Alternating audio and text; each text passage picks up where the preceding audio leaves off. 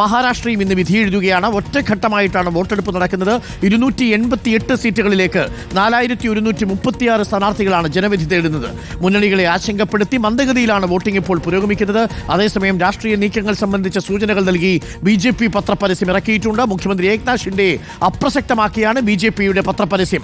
പരസ്യത്തിൽ പ്രധാനമന്ത്രിക്കൊപ്പം പ്രധാന മുഖമായി ദേവേന്ദ്ര ഫഡ്നവിസിനെയാണ് ഉൾപ്പെടുത്തിയിരിക്കുന്നത്. രാധാകൃഷ്ണൻ ചേരുന്നു കൂടുതൽ വിവരങ്ങളുമായി. രാധാകൃഷ്ണൻ, അങ്ങനെ പത്രപരസ്യത്തിൽ ഫഡ്നവിസിന് പ്രാധാന്യം കൊടുക്കുന്നു, അതോടൊപ്പം ഏക്നാഥ് ഷിൻഡെ രണ്ടാമനാക്കി കാണിച്ചുകൊണ്ടാണ്, അഥവാ അപ്രസക്തനാക്കിക്കൊണ്ടിരിക്കുന്നു എന്നുള്ളത് BJPയുടെ ഒരു രാഷ്ട്രീയ നീക്കം തന്നെയായിരിക്കും. എങ്ങനെയാണ് തെരഞ്ഞെടുപ്പ് പുരോഗമിക്കുന്നത് മഹാരാഷ്ട്രയിൽ?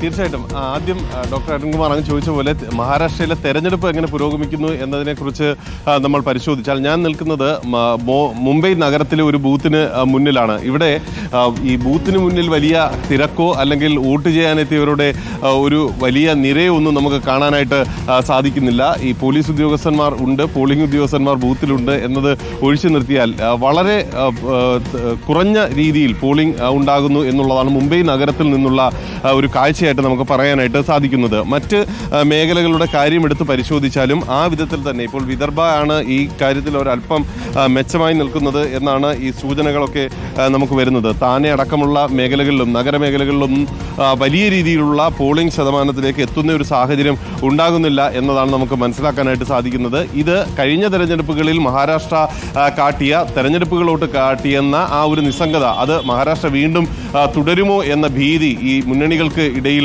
ഉണ്ട്. ഇന്നലെ തന്നെ അവരുടെ ഈ നിശബ്ദ പ്രചരണ ദിവസം കൂടുതൽ ആളുകളെ ബൂത്തിലെത്താൻ വേണ്ടിയിട്ടുള്ള ശ്രമങ്ങളാണ് നടത്തേണ്ടത് എന്നായിരുന്നു ഇരു വിഭാഗങ്ങളിലെയും നേതാക്കന്മാർക്ക് അവർ നിർദ്ദേശം നൽകിയിരുന്നത്. തെരഞ്ഞെടുപ്പ് കമ്മീഷന്റെ കാര്യമെടുത്ത് പരിശോധിക്കുന്ന ഘട്ടത്തിലും തെരഞ്ഞെടുപ്പ് കമ്മീഷനും ഈ വിധത്തിലാണ് നിർദ്ദേശം നൽകിയിരുന്നത്. കമ്മീഷനും വോട്ട് ചെയ്യാൻ എല്ലാവരും എത്തണം, എല്ലാ സൗകര്യങ്ങളും ഒരുക്കിയിട്ടുണ്ട് എന്നൊക്കെ പറയുന്നുണ്ടെങ്കിലും വോട്ടർമാർ ഇവിടേക്ക് എത്തുന്ന ഒരു സാഹചര്യം, ഈ ദിവസം കിട്ടുന്ന അവധി വ്യക്തിപരമായിട്ടുള്ള ആവശ്യങ്ങൾക്ക് വേണ്ടി മാറ്റിവെച്ച് അല്ലെങ്കിൽ അങ്ങനെയുള്ള ഒരു രീതിയിലേക്കാണ് ഈ വോട്ടർമാർ ചിന്തിക്കുന്നതെന്ന് നമുക്ക് തോന്നുന്നു. കഴിഞ്ഞ തെരഞ്ഞെടുപ്പുകളിൽ സമാനമായിട്ട് ഏതായാലും അത് മാറട്ടെ, കുറച്ച് കഴിയുമ്പോഴേക്കും വലിയ നിര ഇവിടെ ഉണ്ടാകട്ടെ എന്ന് നമുക്ക് പ്രതീക്ഷിക്കാം. BJPയുടെ രാഷ്ട്രീയ നീക്കം വലിയ ശ്രദ്ധേയമായിട്ട് ഉള്ളത് ഇന്നത്തെ പത്രപരസ്യം തന്നെയാണ്. ഇതുവരെയുള്ള പരസ്യങ്ങളിലെല്ലാം പ്രധാനമന്ത്രി നരേന്ദ്രമോദിക്ക് ഒപ്പം ഈ മുഖ്യമന്ത്രിയെ ചിത്രീകരിച്ചിരുന്നുവെങ്കിൽ, ഏക്നാഥ് ഷിൻഡെ ചിത്രീകരിച്ചിരുന്നുവെങ്കിൽ ഇന്ന് അദ്ദേഹത്തെ സൈഡിലേക്ക് മാറ്റിയിരിക്കുകയാണ്. പകരം ദേവേന്ദ്ര ഫഡ്നാവിസിന്റെ ചിത്രമാണ് വളരെ പ്രാധാന്യത്തോടുകൂടി എല്ലാ പത്രങ്ങളിലും ആദ്യത്തെ പേജിലെ പേജായി പ്രസിദ്ധീകരിച്ചിരിക്കുന്നത്. ഏക്നാഥ് ഷിൻഡെയുടെ ഫോട്ടോ വെച്ചിരിക്കുന്നത് BJP അധ്യക്ഷന് ശേഷം ഉള്ള ഒരു ചെറിയ ഫോട്ടോ എന്ന രീതിയിൽ മാത്രമാണ്. ഇത് വ്യക്തമായിട്ടുള്ള രാഷ്ട്രീയ സന്ദേശമാണ് നൽകുന്നത്. മഹാരാഷ്ട്ര ഒരിക്കലും വ്യക്തമായിട്ടുള്ള ഭൂരിപക്ഷം ഒരു പാർട്ടിക്കും നൽകുന്ന ഒരു രീതിയിലല്ല രാഷ്ട്രീയമായി ചിന്തിച്ചിട്ടുള്ളത്. അതുകൊണ്ട് തന്നെ മുന്നണി സംവിധാനമാണെങ്കിൽ പോലും BJP അവരുടെ രാഷ്ട്രീയ ലക്ഷ്യം സാധിക്കാൻ വേണ്ടി നിലവിലുള്ള സാഹചര്യത്തിൽ ആ രീതിയിൽ ചിന്തിക്കുന്നു. അഥവാ ഏക്നാഥ് ഷിൻഡെ മുഖമാണെന്ന് ഒക്കെ തെരഞ്ഞെടുപ്പ് ഘട്ടത്തിൽ പലപ്പോഴും പറഞ്ഞിരുന്നു ഫഡ്നാവിസെങ്കിലും അതല്ല തെരഞ്ഞെടുപ്പിന് ശേഷം അവർ ആലോചിക്കുന്ന രാഷ്ട്രീയ താല്പര്യം അല്ലെങ്കിൽ രാഷ്ട്രീയ ചിന്ത എന്നത് വ്യക്തമാക്കുന്നതാണ് സാഹചര്യം.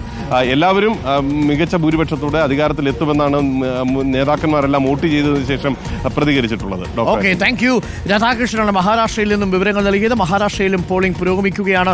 പക്ഷേ മന്ദഗതിയിലാണ് മഹാരാഷ്ട്രയിൽ പോളിംഗ് പോകുന്നത്. ഏറ്റവും പ്രധാനപ്പെട്ട കാര്യം, മഹാരാഷ്ട്രയിൽ ഏക്നാഥ് ഷിൻഡെ അപ്രസക്തനാക്കി ദേവേന്ദ്ര ഫഡ്നവിസിനെ മുന്നിൽ നിർത്തിക്കൊണ്ടാണ് പത്രപരസ്യം BJP ചെയ്തിരിക്കുന്നത്. അതൊരു രാഷ്ട്രീയ നീക്കമായി നമുക്ക് വ്യാഖ്യാനിക്കാം. പ്രിയപ്പെട്ടവരെ, പാലക്കാട്ടേക്ക് നമ്മൾ മടങ്ങിയെത്തിയാൽ പാലക്കാട് ഇപ്പോൾ കനത്ത പോളിംഗ് ആണ് ആദ്യത്തെ 2 മണിക്കൂറിൽ രേഖപ്പെടുത്തിയിരിക്കുന്നത്. ഇപ്പോൾ സമയം 9 മണി കഴിഞ്ഞ് 34 മിനിറ്റ് ആയിരിക്കുന്നു. 2 മണിക്കൂറും 34 മിനിറ്റും പിന്നിടുമ്പോൾ പാലക്കാട് പോളിംഗ് ശതമാനം 12.67% പിന്നിട്ടിരിക്കുകയാണ്. ഒരുപക്ഷെ ഔദ്യോഗികമായ കണക്ക് വരുമ്പോൾ 15% പിന്നിട്ടിട്ടുണ്ടാവും. ഈ സമയത്തിനുള്ളിൽ എല്ലാ ബൂത്തുകളിലും നല്ല പോളിംഗ് ആണ് ആദ്യത്തെ 1-2 മണിക്കൂറുകളിൽ ഇപ്പോൾ രേഖപ്പെടുത്തിയിരിക്കുന്നത്.